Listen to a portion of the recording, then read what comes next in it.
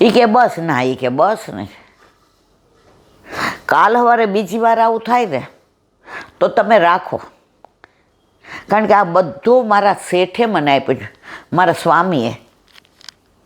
એણે મને કીધું તું જરૂર હશે ને ત્યારે મંગાવીશ. આ જરૂર પડી તો એણે તમને પોતાના માનીને ખોલી દીધા. એ મને કીધું હોત તો આ ખોલવું પડત. રાજા કે તમારે એવા તમે એના સેવા, હું એનો દાસ છું, દાસી કે. રાજા કે જલ્દી ઓલા માચડે નો ચડાવી દે. એ કે ઉભા રહ્યો, કેવડાવો, પણ મને તાંબાન પત્ર લખી દો કે એમનું બધુંય મેં દેવું ચૂકવી દીધું. અને દામાજી પંતને ક્યારેય કોઈ ઈ કે હેરાન તો ઠીક, મારો આવો દીવાન, ઈ કે હવે તમારો દીવાન નહીં, હવે મારો સ્વામી. હવે તમારે જે રાજા આવા ક્ષુલક હોય, આજે દીવાને તમારી પ્રેસ્ટીજ વધારી, તમારી પ્રતિષ્ઠા વધારી, આ રાજનો માભો વધાર્યો, એક પૈસો ન લીધો, રાત દિવસ સેવા કરી, પ્રજા માટે કર્યું છે, અને તમે એને અત્યારે ફાંસીને, હવે એ તમારે ત્યાં કામ નહીં કરે. મને લખી દો, સિક્કો મોર લખીને. રાજાએ કીધું છોડી દો. દામાજી ઘરે આવ્યા, ગીતાજી વાંચતા હતા લક્ષ્મીજી, લઈને કે લાવ મારે અધૂરા પાઠ હતા પૂરા કરી લો. એ કે શું ચમત્કાર? એ કે પંડરી ભગવાન જાણે, આપણને કાંઈ ખબર નથી. રાજાએ કીધું જલ્દી બોલાવો. ગીતાજી વાંચતા હતા, એમાં પત્ર આવી ગયો તાંબાના કે આ બધું દેવું ભરી દીધું છે, અને રાજાની સાઈન. દામાજી કે મારા પંડરી ભગવાન સિવાય કોઈ બીજું હોય નહીં. રાજા પાસે આવ્યા ને કીધું બસ હવે આ રાજે મારે નથી કરવું, હું ને મારો પંડરી ના. પછી એને બંદીખાને લઈ જતા હતા ફાંસીએ ચડાવવા, તો રસ્તામાં પંડરી ભગવાનનું મંદિર આવ્યું. એ કે ફાંસીને માચડે ચડાવે ને ત્યારે છેલ્લી ઈચ્છા પૂછે, તો છેલ્લી ઈચ્છા મને એકવાર પંડરી ભગવાનના દર્શન કરવા દે. સૈનિકો કે આપણા દીવાન અને આવા બધાને માન બહુ. એ કે જાઓ, એ કે તમારે હાથ કડી નાખ. એ કે ના ના તમે દર્શન. એ કે હમણાં પાછો આવો. પ્રભુ, મેં ગુનો મોટો કર્યો છે, મેં ચોરી કરી, મેં રાજાની સંમતિ વિના આ બધું લઈ લીધું, મને દંડ દેજો, પણ મારી પ્રજાને રાજા હેરાન ન કરે. પંડરી ભગવાન કે ફાંસીના માછડે ચડે છે તો એ પ્રજાના સુખનો વિચાર કરે છે. અને એ ફાંસીના માછડે ન ચડ્યા, પાછા આવ્યા. રાજાએ બોલાવ્યા. એ કે તમારી બધી વાત કબૂલ મંજૂર, પણ એ તમારો સેવક મને આપી દો.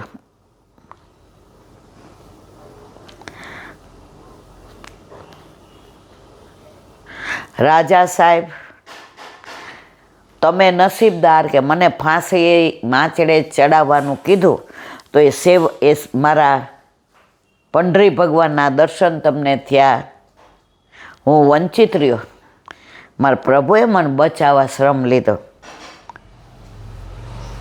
એ કે ના મને એ આપો ને આપો. એ કે હાલો દર્શન કરવા. મંદિરે ગયા તો બધાને જે રોજ જે દર્શન થતા હોય એ થયા. દામાજી પંત ને રાજાને જે સ્વરૂપ ધારણ કરીને આવ્યા હતા, જે વસ્ત્ર હતા, આભૂષણ હતા, એના એ દર્શન આપ્યા. રાજા ત્યાં ને ત્યાં જ. આજે ભક્ત આવો મારા રાજમાં હતો તો એણે મને ભગવાનના દર્શન કર્યા.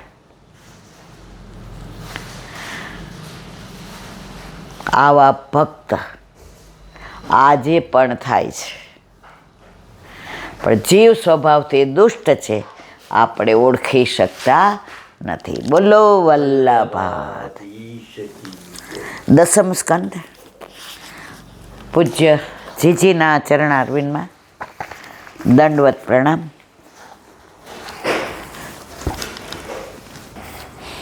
ભાગવત ભગવાન કી જય. દસમ સ્કંદ.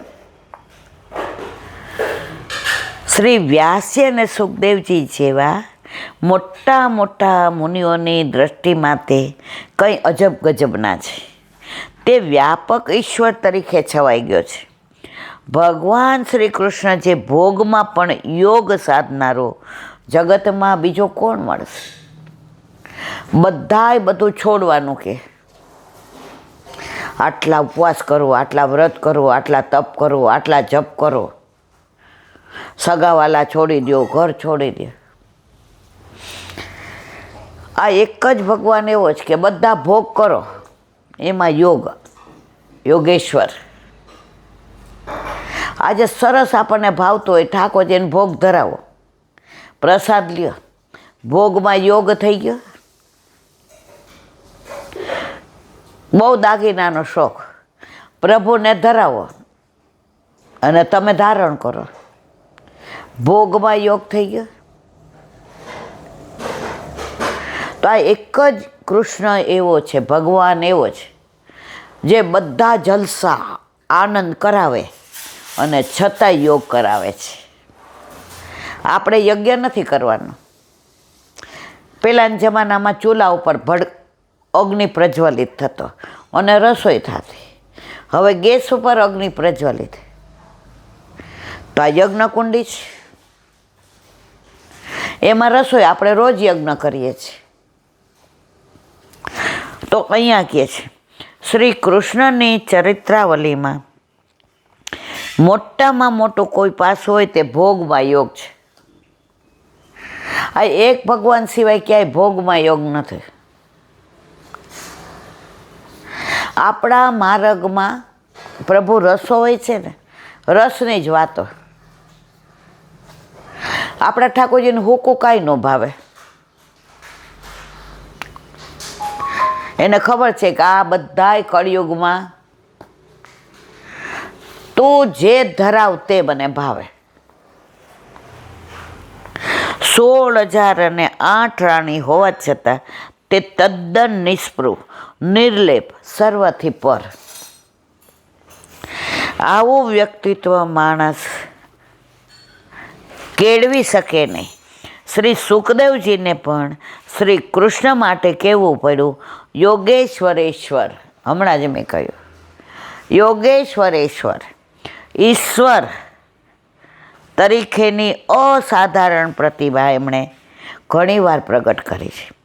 6 દિવસના હોય ત્યારે પૂતનાનો વધ કરે, 1 વર્ષના થતાં તૃણાવતને કબજે કરે. આ બધું અલૌકિક સામર્થ્ય છે. શ્યામ સુંદરના ચરિત્રમાં આવું અલૌકિક વીર્ય પ્રગટ થતું દેખાય છે. આવા કૃષ્ણને ધારણ કરવા માટે જેમણે મા બાપનું પાત્ર ભજવવાનું છે તે સાધારણ હોય તો કેમ ચાલે? જે ભગવાન શ્રી કૃષ્ણને ધારણ કરનારી માતા બનશે તે દેવકીજી કહેવાશે. કૃષ્ણોપદેશમાં દેવકી શબ્દનો બહુ સુંદર અર્થ મળે છે. જેનામાં દિવ્ય પ્રકાશને ધારણ કરવાની શક્તિ હોય, જે દિવ્યતાને ધારણ કરે તે દેવકી. દેવકી નામનો અર્થ એમના નામ નથી પાડ્યું. ધારણ કોને કરવાના છે? પૂર્ણ પુરુષોત્તમને. તો કહે છે જેનામાં દિવ્ય પ્રકાશને ધારણ કરવાની શક્તિ હોય, જે દિવ્યતાને ધારણ કરે તે દેવકી.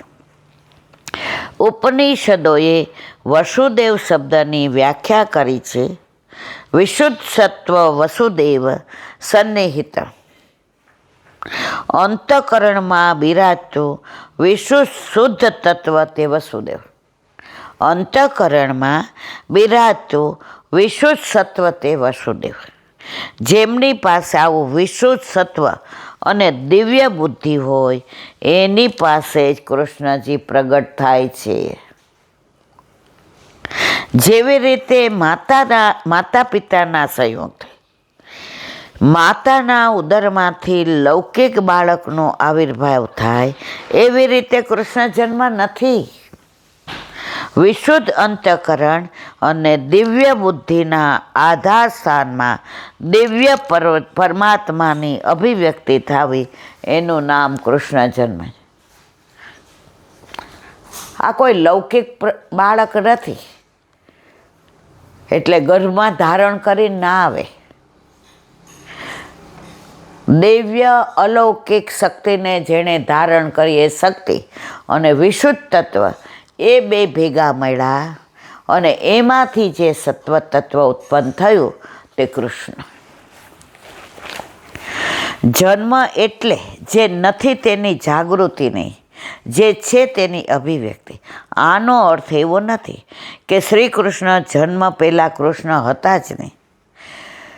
જે ઈશ્વર અત્યાર સુધી માયારૂપી પડદા પાછળ છુપાયેલો હતો તેની અભિવ્યક્તિ એટલે એનો જન્મ.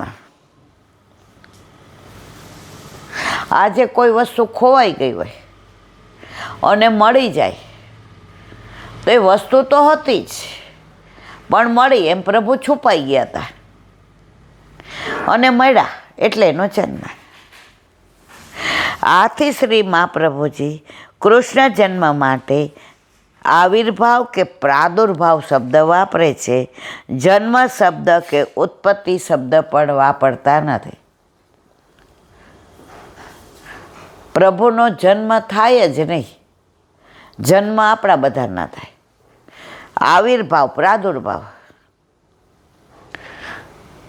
જે પ્રગટ થાય હોય ખરું.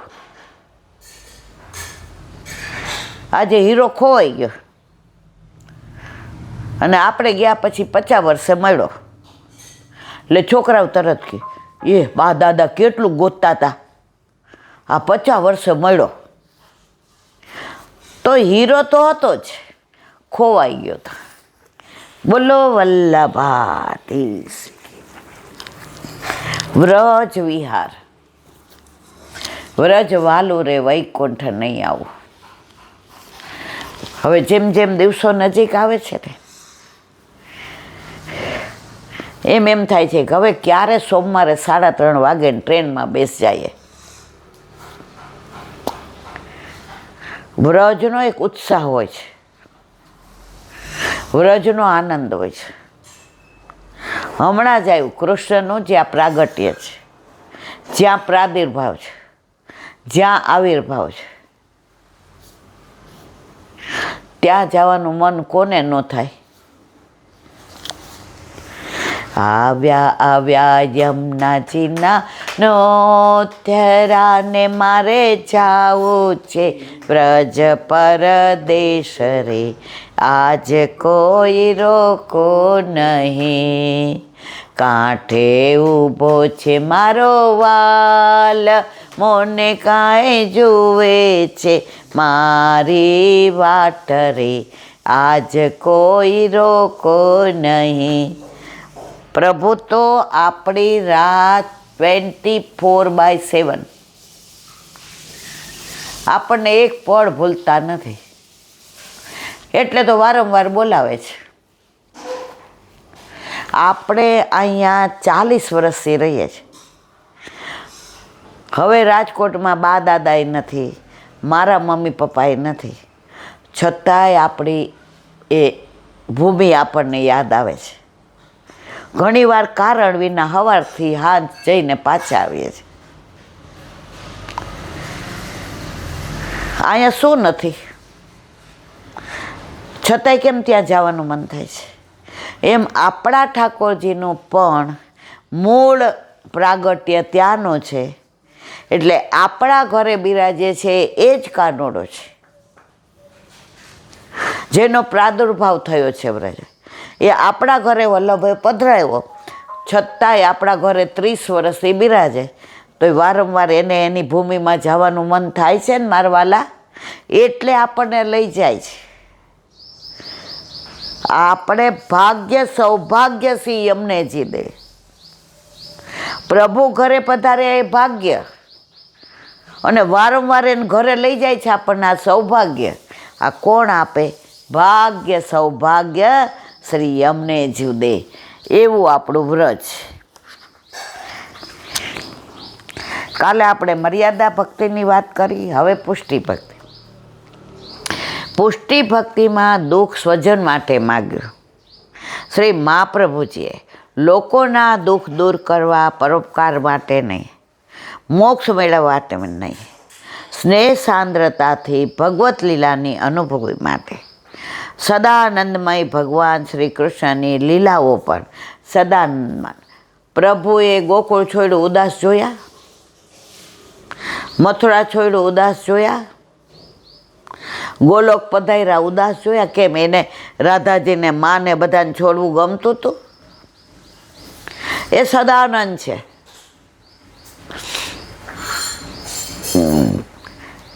એ એકલા નહીં, પરિવાર સહિત. હા,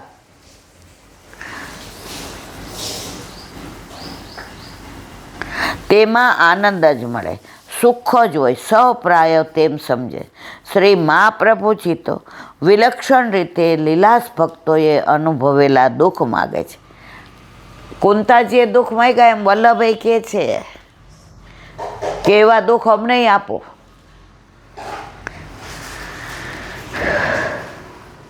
સ્નેહ હોય ત્યાં તેનો સંતાપ હોય, પ્રેમ હોય ત્યાં પીડા હોય. આ જ તેની યથાર્થ પરીક્ષા છે. સ્નેહ કે પ્રેમ જેટલા વધારે તીવ્ર, તેટલા તેના સંવેદનો, સંતાપ કે પીડા પણ વધારે કે તીવ્ર. પહેલે ખોડે ભગવાને 20 વર્ષે દીકરો આપ્યો હોય, એને સ્કૂલે મૂકવા જાય ને. પિન્ટુને હું બાલ મંદિર મૂકવા ગઈ હતી તો એક બેન બહાર જ બેઠા હતા. એટલે મને એને ટીચરે કીધું, ઓલા પોસ્ટ ઓફિસમાં પોસ્ટમાસ્ટર, એટલે બધી સ્કૂલવાળાને તમને ઓળખે ને મને ઓળખ. મેડમ તમારે બહાર બેસવું હોય તો આ બેન કે અઠવાડિયા. મેં કીધું કેમ? મને કે એમને પૂછો ને. એટલે મારે મોડું થતું, હું સાયકલ લઈને ગઈ, ત્યારે આપણી પાસે કાંઈ ને ટેકું નહોતું. મેં કીધું હાલો મૂકતી જાઉં. મને કે ના. મેં કીધું કા? મને કે એલા બેન, મારા દીકરાને પહેલી વાર મારાથી છૂટો કર્યો છે. પછી કે એને વાગી જાય, કરી જાય, રોવે, એને ભૂખ લાગે ને ખબર ન પડે. એટલે હું છે ને 3 કલાક બેઠી જ રહું છું, મારે કાંઈ ઘરે કામ ના. હવે એને લઈને જઈશ. મેં કીધું એ તો મજાનો રમે છે. એ કે એ રમે છે પણ હું બહાર એના વિના નથી રહી શકતી. આ પ્રેમની પીડાય છે, સંવેદનાય છે ને વેદનાય છે.